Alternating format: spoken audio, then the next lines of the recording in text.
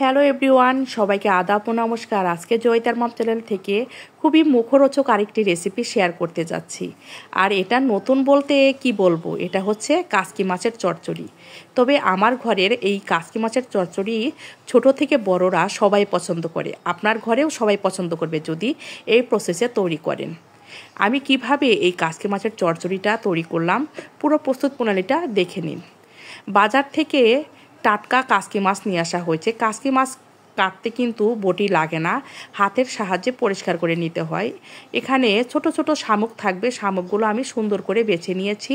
আর যে মাছটা একটু বড় সেগুলো আমি বাছাই করে নিয়েছি, কারণ সেগুলোর পেট থেকে ভুঁড়ি বের করে ফেলতে হবে।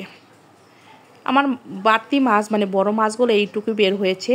আর কাসকি মাছ ধোয়ার জন্য একটা ডালার দরকার, আর কিছুরই প্রয়োজনে ডালার ভিতর নিয়ে আপনি কলের সামনে ছেড়ে দেবেন, দেখবেন অটোমেটিকলি মাছ পরিষ্কার হয়ে যাবে।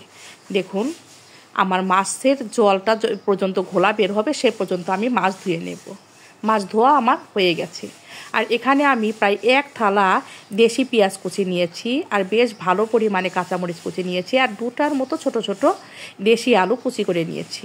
এবার প্যানে আমি সাদা তেলটা ইউজ করেছি। মাছটা আমি হালকা ভেজে নেব, হালকা মানে খুবই হালকা, যাতে মাছের ভিতর কাঁচা গন্ধটা না থাকে।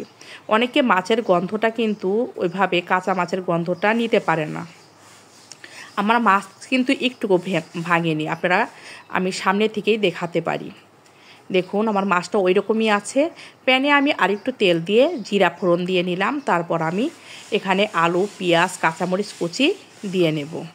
আলুটা দেওয়ার কারণ হচ্ছে এগুলো আরেকটু নরম হয়ে যাবে।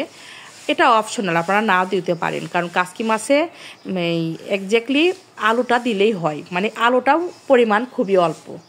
আপনারা তো দেখতেই পাচ্ছেন এখানে আমার পেঁয়াজের পরিমাণটা অনেক বেশি। এবার ঢেকে দিলাম লবণ দিয়ে।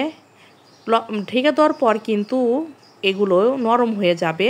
আমি আরেকটু নাড়াচাড়া করে এখানে আমি হলুদ অ্যাড করব। আমি এই কাসকি মাছের রেসিপিতে কোনো মশলাই অ্যাড করব না।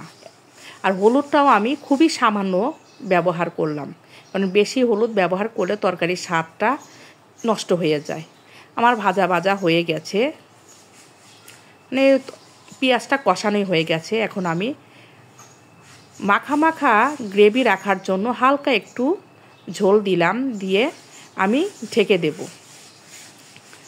আর একটু নরম হয়ে গেছে আমার তরকারি।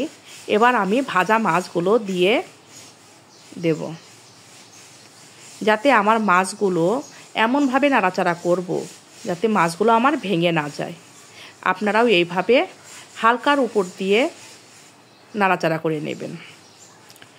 এইভাবে 1 চামচ মাছের চচ্চড়ি দিয়ে আপনারা 1 থালা ভাত খেয়ে নিতে পারবেন অনায়াসে। আপনাদের ঘরে যদি এইভাবে আপনারা তৈরি করেন, ছোট থেকে বড়রা সবাই খাবে চেটেপুটে। তৈরি হয়ে গেল আমাদের কাসকি মাছের চচ্চড়ি। খুবই সুন্দর হয়েছে, আজকে মন ভরে ভাত খাবো। যদি ভিডিওটা ভালো লাগে অবশ্যই লাইক, কমেন্ট, শেয়ার করে একটা সাবস্ক্রাইব করে দেবেন।